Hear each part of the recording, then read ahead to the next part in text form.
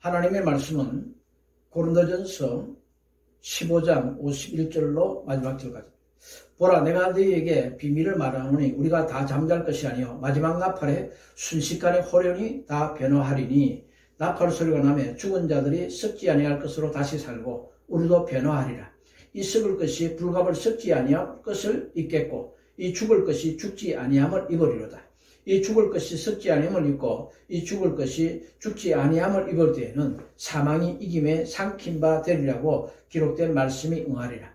사망아, 너희 이기는 것이 어디 있느냐? 사망아, 너희 쏘는 것이 어디 있느냐? 사망이 쏘는 것은 죄요, 죄의 권능은 율법이라. 우리 주 예수 그리스도로 말미암아 우리에게 이김을 주시는 하나님께 감사하노니, 그러므로 내 사랑하는 형제들아, 경고하며 흔들리지 말며 항상 주의 일에 더욱 힘쓰는 자들이 되라. 이는 너희 수고가 주 안에서 헛되지 않은 줄을 알미니라. 아멘. 아멘. 이 시간에는 읽어드릴 말씀에 의지해서 부활의 그날이 되면이라는 제목으로 주의 말씀을 전해드리기 원합니다.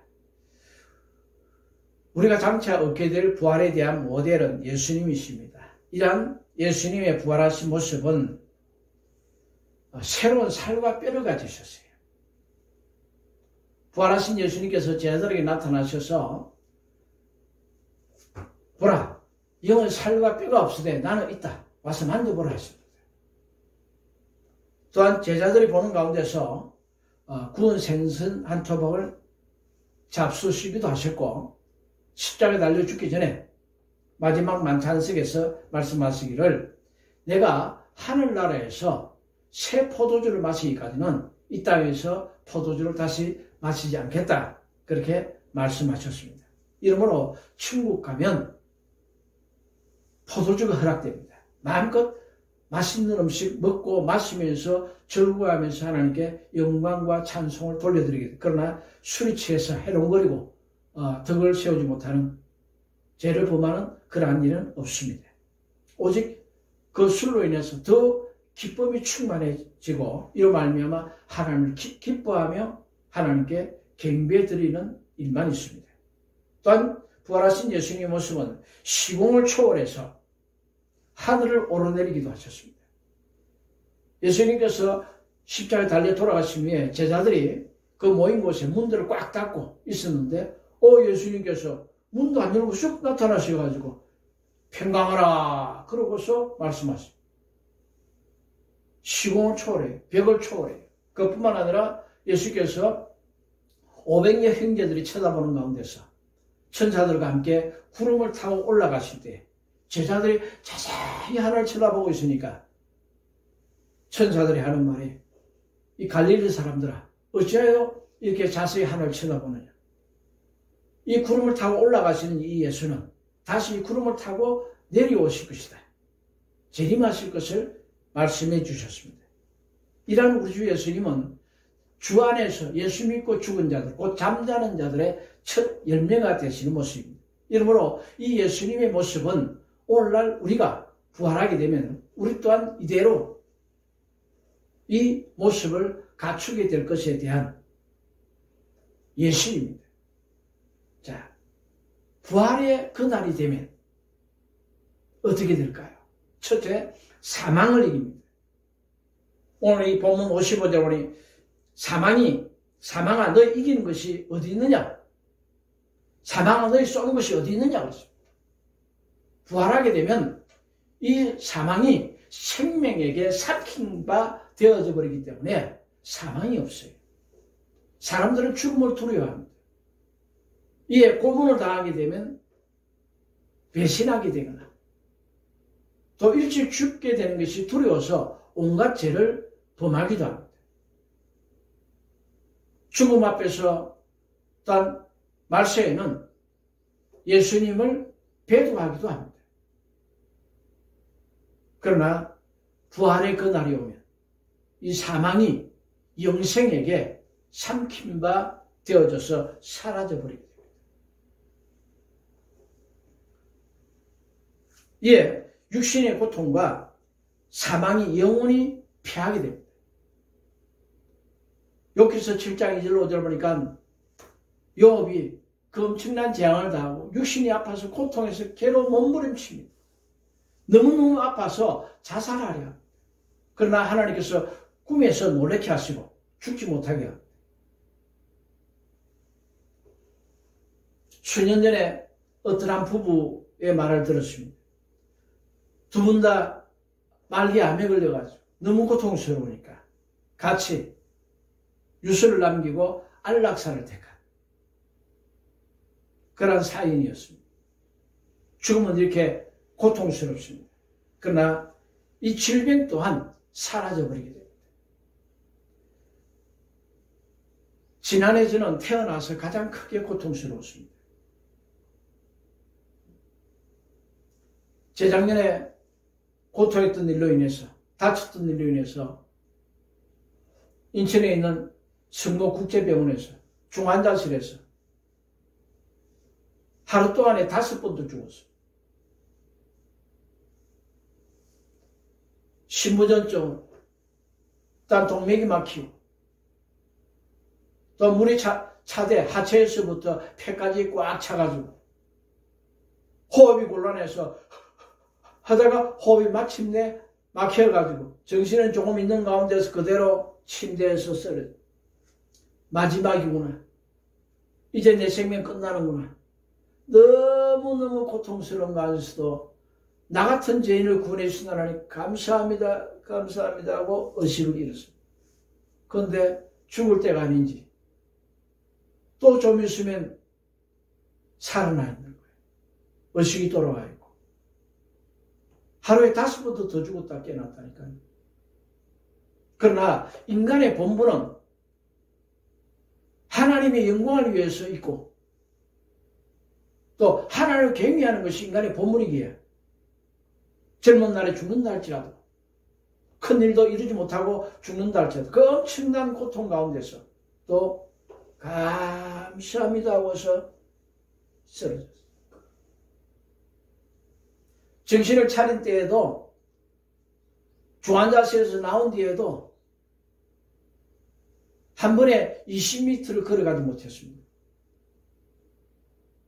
20m 걸어가면 바닥에 주저앉아 다리에 힘이 없어요. 몸에 기운이 없어요. 거기다가 또 폐에 물이 차게 되면 얼마나 고통스러운지. 숨이 막히게 되니까 강제로 폐에 물을 빼기 위해서 덩어리에다가 굵은 주사를 놔가지고 물을 빼도 잘 안 빠지고 폐에다가 꼬창 찔러가지고 물을 빼도 잘 안 빠지니까 급소의 한 부분에 기다란 호수를 몸에 30cm를 집어넣어가지고 빼는데 그렇게 빼기를 최소 12시간에서 19시간 뺍니다. 그런데 1초 1초가 그동안에 죽을 것 같은 고통. 17시간 빼는 동안에 식사도 못하고 1초 1초가 고통스러워. 질병 그렇게 고통스러워. 그러나 부활의 그날이 되면 질병은 사라집니다. 할렐루야. 아멘. 깨끗해요. 건강해. 부활의 그날이 되면 예수님처럼 33세의 젊은 나이로 영원히 건강하게 살아갈 수 있습니다. 질병이 폐하게 됩니다. 사망이 사라지게 됩니다. 또한 혼적인 사망이 폐하게 됩니다. 떠나게. 행복은 마음에 있습니다. 물질에 좀 더 있고 없음, 어떤 육체에 좀 더 건강하고 건강하지 못함, 컨디션의 차이, 거기보다도 마음이 행복해야 합니다. 그런데 예수님 십자가를 앞에 두고서 지금 내 마음이 고민하여 죽게 되었으니 너희는 나를 위해서 기도하라 하셨습니다. 고민의 극치는 자살입니다. 너무너무 고통합니다. 이 세상에는 108가지의 온갖 범민과 고통이 있다 합니다. 제가 아는 신학교 한 동기 분의 부친 이야기입니다.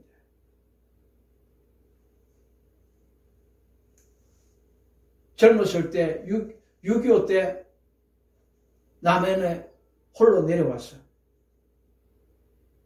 가난한 가운데서 겨우 하루 벌어 하루 먹고 사는데 어느 날 산에서 약초를 캐다가 독사에게 물렸습니다. 다리를 물린 채 병원에 갔으나 무릎 위로 한쪽 다리를 잘라야 했습니다.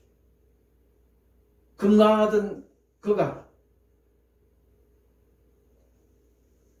장애자가 되었습니다. 달리 할 일이 없어요.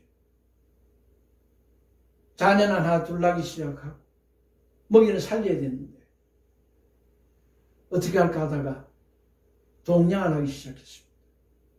양쪽 목발을 짚고 좀 도와달라고 할 수 있는 게 그거밖에 없어요. 그런데 어떤 집에 가면 아줌마들이 재수 없다고 가라고 구정물을 갖다가 덮어요. 안 주면 그냥 가라 하면 될 텐데.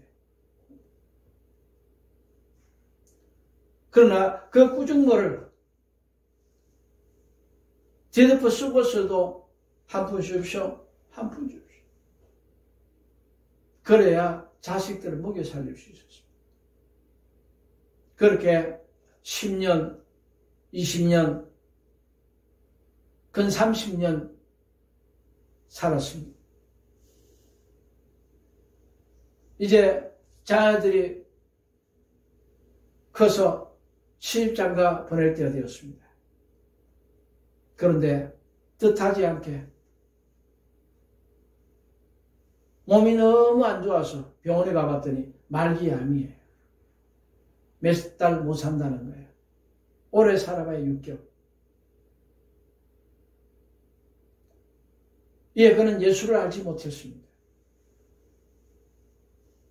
이러한 거는 내가 장애자로서 내 세 자녀들 학교 다닐 때에 그가 원하는 크레용, 그가 원하는 가방, 옷 제대로 못 사입주고 못 사입혔는데 이제 내가 몸이 아파서 도저히 더 이상 구걸조차 할 수 없구나. 이대로 죽는 날까지 내 자식에게 짐이 되어서는 안 되겠다. 그런 생각에 고통하다가 어느 날 큰아들이 밖에 나갔다가 집에 들어와 보니까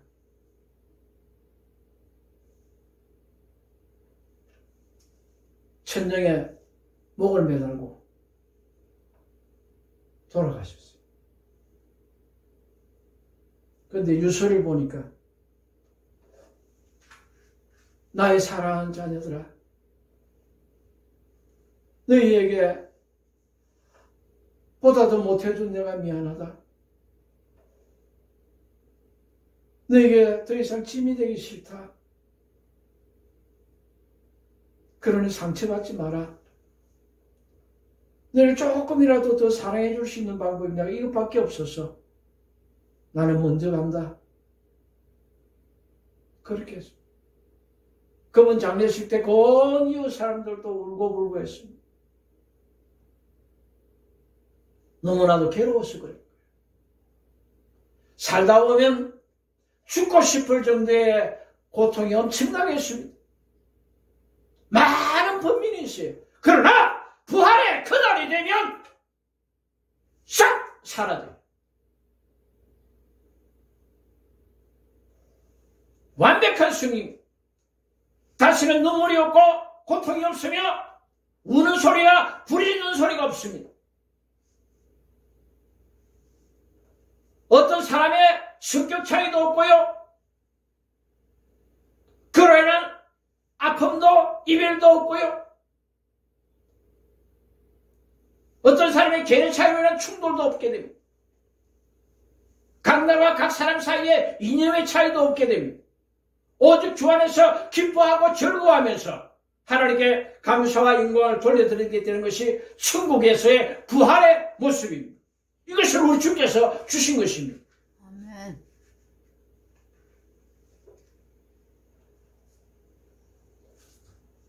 부활의 그날이 되면 하나님과의 교통이 끊어진 영적인 사망에서 이기게 됩니다.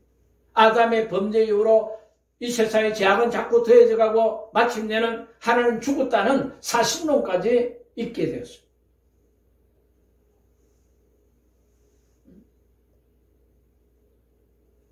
그러나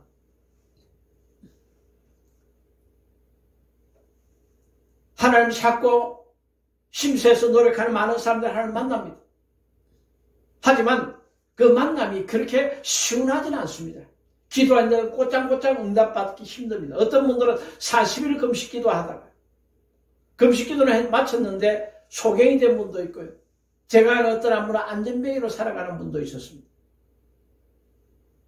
영적인 이 사망이 부활의 그날이 되면 완전히 끝나버립니다. 또한 모든 고통스러운 문제들을 이기고 부활케 됩니다. 제가 사랑하는 한 목사님 부부를 저는 잘 압니다. 그 목사님은 성품도 곱고 열정도 있고 믿음도 있고 기도 잘하고 전도 잘하고 그리고 말씀도 잘 전하고 정말 열정적 성령으로 충만합니다. 그런데 어쩌다가 그분이 총각 때 이쁘다는 이유 하나로 그 어떤 자매와 연애하고 그와 결혼했었는데 그가 목사가 되니까 자연히 사모가 되었죠. 그런데 그 목사님은 죽으라고 기도하고 노력해서 교회를 개척해서 세워놓게 되면 이 사모가 엎어버리는 거예요. 어떤 때는 성도들에게 돈을 빌려가지고 목사님 이름을 빌리고 은행에 가서 빌리고 해가지고 그 액을 목사님께 다 뒤집어 씌워가지고 교회 문 닫게 만들어. 성도 떠나게 만들어. 어떤 때는 목사님이 그 사람은 이단이야 절대 따라가지 마라 그래서는 안 된다는데도 불구하고 성도들을 이리저리 이단 가운데를 끌고 다니가지고 목사님이 자기에게 하나님께서 맡겨주신 양 한 마리를 잃을까 싶어서 기도하고 절치부심하고 노력한 가운데 마침내 그래도 한 명도 잃지 않게 했으나 그로 인해서 목사님이 너무너무 답답하고 고통했었습니다. 그런가 이 사모는 남편에 대한 의무증이 있어요. 자기 눈에 10분만 안 보이면 목사님 이상한 짓 하는 줄 알고 교회 분란을 일으키고 고통하고 딱 거기다가 목사님 한번 잔소리하기 시작하면 새벽서부터 잠잘 때까지 자기가 피곤해서 잠이 올 때까지 이 목사님께 잔소리하는데 7박 8일 동안은 연속합니다. 세계 제일 가는 잔소리고 목사님이 그 다음날 새벽기도 인도해야 되는데 밤 1시 2시 돼도 계속 잠 안 자고 머리맡에서 잔소리하니까 잠은 좀 자야 되겠으니까 하는 수 없이 여관으로 도망갔다가 그 다음날 새벽 4시 되면 강단에 올라와서 말씀 전하고 그러고서 새벽기도하고 막 내려오면 내려오는 그 적시부터 밥 먹는 때서부터 잠잘 때까지 또 계속 볶아서 7박 8일 동안 예, 어느 날 목사님이 차를 타고 가는데 이 사모가 계속해서 잔소리하는 8일째 잔소리. 목사님이 견디다 못해 제발 좀 그만하라고. 지금 내가 곧 어떤 사람들 만나야 되는데 그 목사님들 만날 때 내가 꾹꾹 마음으로 범사에 감사합니다 참고 있지만은 당신이 계속 이렇게 되면 내 얼굴이 좋지 못할 수 있다. 그러면 그 목사님들이 목사님 무슨 일이 있냐고 묻게 될 거고 그렇게 되면 곤란에 처하겠는데 제발 이제 그만하라고. 그래서 계속하자 목사님 운전하고 가면서 이제 한마디만 더 하면 나 도저히 못 살겠다. 나하고 당신하고 지금 즉시 죽는 거다. 내가 시속 지금 한 90km 달리는데 여기서 차 뒤집어서 같이 죽자. 경고합니다. 이제 그만하세요. 그런데도 불구하고 계속하자 목사님이 운전대 휙 꺾어버렸어요. 사타선도 휙 꺾어버리자 차가 뒤집어지기 직전으로 스턴트맨도 그럴 수 없을 정도로 우측 바퀴에 들려가지고 징어잭으로 중앙선 넘어서 약 100m를 갑니다. 그래도 뒤집어지진 않고 그러고서 뿡 하자. 뒤에 탔던 이 사모가 차가 뒤집으니까 자기도 밑으로 이쪽 좌측으로 쓸려가지고 그 얼굴이 유리창에 다 운전하던 목사님도 유리창에 다 그런 가운데 차가 지그재그로 막 가니까 가던 차 오던 차 기겁을 하죠. 그러다 하나님이 그를 살리시고자 다시 제 차선으로 돌아오게 하시고 마침내 꿍 하고 차가 바로 섰어요. 그 순간에 아차 내가 혈기를 부렸구나. 내가 자식 생각도 않고 하나님 제가 잘못했습니다. 다시 그러지 않겠습니다. 용서해 주세요 하고 기도 마치는데 겨우 10초 정도 기도했을까 말까. 사모가 조금 전에 잔소리 했던 거 그대로 또 이어가요. 이 사모는 잔소리 하는 거, 이 목사님과 살아오면서 자기 딸의 마음에 안 들었던 거 1시간짜리 녹음을 해놨어요. 그거 계속 반복 새벽서부터 계속 반복하는 거. 옛말에 아름다운 노래도 한두 번이 했어요. 근데 계속하니까 죽을지기. 그러나 부활의 그 날이 되면 이렇듯 어떤 고통스러운 문제도 다 끝이 나요. 아멘. 이런 승리를 주신 우리 주 예수님 만세! 할렐루야! 아멘. 사울 왕이 취했던 리스바라는 아름다운 여인.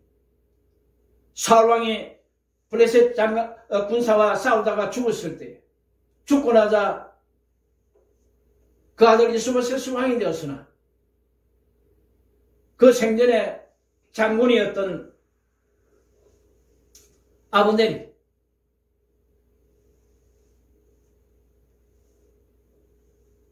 이 리스바를 자꾸 품합니다. 그리고 다윗이 왕이 되었는데 3년 연속 나라에 기근이 들어요. 농경사회 속에서 3년 연속 기근은요, 나라에 엄청난 재앙이에요. 이에 다윗이 기도했을 때, 사울왕이 살았을 때에 죽이지 말아야 할 기본 족속들을 학살의 죄로 인해서 이러하다. 이러므로 저들의 원한을 풀어줘야 내가 비를 줄 수 있다. 이에 기본 사람들 불러가지고 어떻게 너희가 우리 이스라엘 축복하겠느냐 했더니 사울의 자손 7을 내어달라고 해요. 그때 이 리스바가 사울왕 사이에서 난 두 아들, 그리고서 다윗이 청년 때 골리앗을 쳐 죽이고 올 때에 저 골리앗을 죽이는 자 내 큰딸 메랍을 그에게 안내를 주려 했었는데 사울왕이 마음이 변해서 메랍을 다른 남자에게 주어버렸습니다. 왕의 명령이니까 이 큰딸 큰 공주가 어쩔 수 없이 다른 남자에게 시집을 가서 5 아들 낳았는데 사울의 자손을 보니까 요나단의 아들 하나 외에는 7명밖에 없어요. 아들들은 7밖에 없어요. 이에 사울왕이 약속을 지켰다면 다윗의 아내가 되고 왕후가 되었을 메랍이 낳은 5 아들 다 잡고 리스바가 낳은 2 아들 다 잡아가지고 7 아들을 사울의 고향 그 앞산에 가서 나무를 세우고 거기에 목을 메어 달아 죽입니다. 메랍이 무슨 죄가 있습니까? 리스바가 무슨 죄가 있습니까? 공주가 되었다는 것, 얼굴이 이뻤다는 것, 그게 무슨 죄가 있어요? 그러나 이 세상은 요지경이 내 힘으로도 어찌할 수 없는 많은 문제들이 다가옵니다. 내가 아무리 바르게 살려 해도 또는 4000년 역사 가운데 가장 큰 의인이었던 요압처럼 의인 중에 의인이라 할지라도 하나님께서 사는 자신의 영광이 되는지 또는 사단이 참수하게 되면 시험해 보시기 위해서 엄청난 재앙을 허락받을 수도 있는 것이 이 세상 삶입니다. 그러나 부활의 그 날이 되면 이 모든 것 다 사라지게 됩니다. 완전한 승리가 주어집니다. 사망이 철폐됩니다.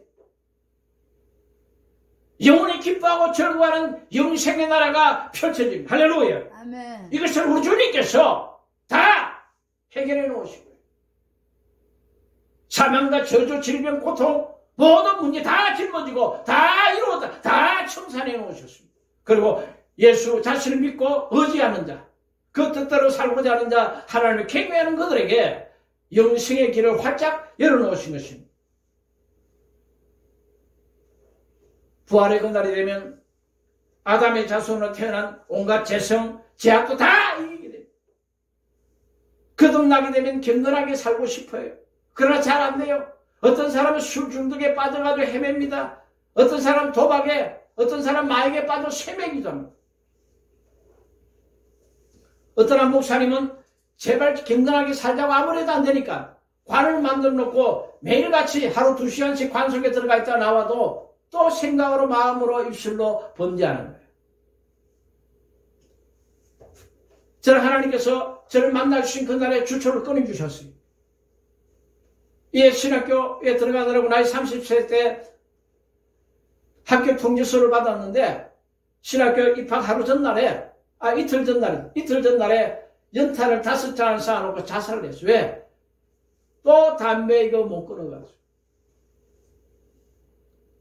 저는 선비 같은 고동기질이 있기 때문에 불이야 타입하지 않습니다. 그때까지 힘세서 노력해도 안 되니까 담배를 피우고 있는 상태에서 내가 어떻게 신학교 갈 수 있느냐. 그래서 차려 죽겠다. 그러고서 연탄 5장을 쌓아놓고 죽었는데 새벽녘에 하늘에서 일어나라! 그리고 진노의 음성이 들려. 깜짝 놀라가지고 벌떡 일어나 앉았는데 지옥에 온 줄 알았어요. 연기가 가득한 거예요. 지옥에는 연기가 가득할 수 있거든요. 부문을 열어놓고 부엌과 방을 통하는 문을 열어놓고 연탄 5장을 쌓아놨더니 이게 얼마나 가스가 많이 들어갔는지 벽도 안 보이고 천정도 안 보이고 내가 앉았는데 방바닥이 안 보여요. 하나님께서 지켜주지 않아 완벽하게 죽었죠. 그래서 야 이거 내가 죽었구나. 이거 지옥인가 보다.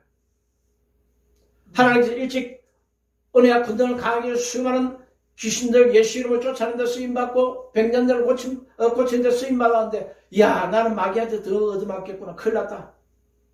내가 자살하지 말걸.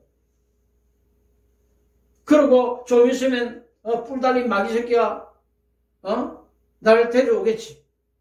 그런데 아무도 안 와. 이상하다 싶어가지고 혹시 내가 살았을까 싶어가지고 그렇다면 내가 살아있는 존재인지 죽어있는 존재인지 확인을 해보자. 그래서 제 허벅지를 꽉 꼬집어보니까 아파요. 아픈 순간에 사람이 이게 얼마나 이게 간사스러운지 몰라. 아픔을 느끼는 순간에 내가 살았나 보다 싶으니까 기쁨이 오는데 기쁨이 오는 동시에 불과 한 1초 사이에 아니야. 죽었을지 몰라. 왜? 지옥은 고통이 있으니까. 그럼 이것 가지고 내가 죽었는지 살았는지 알 수가 없네. 어떻게 확인해 볼까? 그러다가 만약에 내가 지금 살아있는 존재라면 내가 여기서 엉금엉금 기어서 이렇게 좀 몇 발짝 가고 그러고서 좌측으로 가면 방과 부문이 통하도록 문을 열어놨으니까 미닫이 문을 열어놨으니까 거기에 문턱이 내 손에 잡힐 거고 그래도 지옥도 문턱이 있을 거니까 그것만 가지고 확인할 수 없고 그 밑에 손을 갖다 내가 넣어보고 아주 흔들어 보면 내 구두가 있을 것이다. 이것이 내 구두가 이거 구두 맞다 하고 내 손에 잡히면 나는 죽은 존재가 아니고 살아있는 존재다. 그래 확인해보자 하고서 엉금엉금 기어가지고 마침내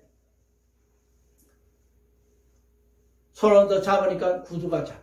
왼손으로 확인해보니까 구두 앞이 만졌어. 살았구나.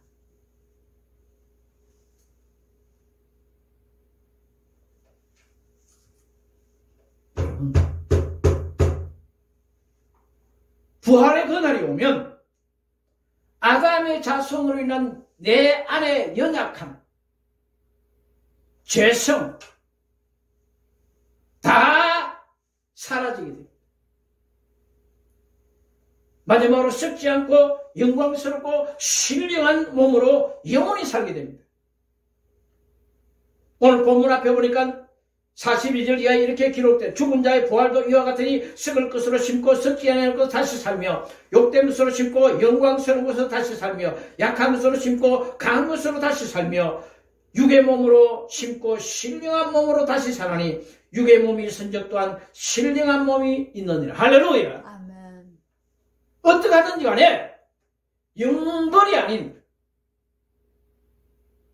지옥이 아닌 천국에 이르는 영생을 얻는 부활을 얻는 우리 모두가 되어서 이 영생길을 열어놓으신 우리 주 예수님을 뜨겁게 찬양하며 하나님께 감사하며 영원 복락을 누리면서 살아가는 저와 여러분 되시기를 주 예수님을 축복합니다. 아멘. 기도합시다.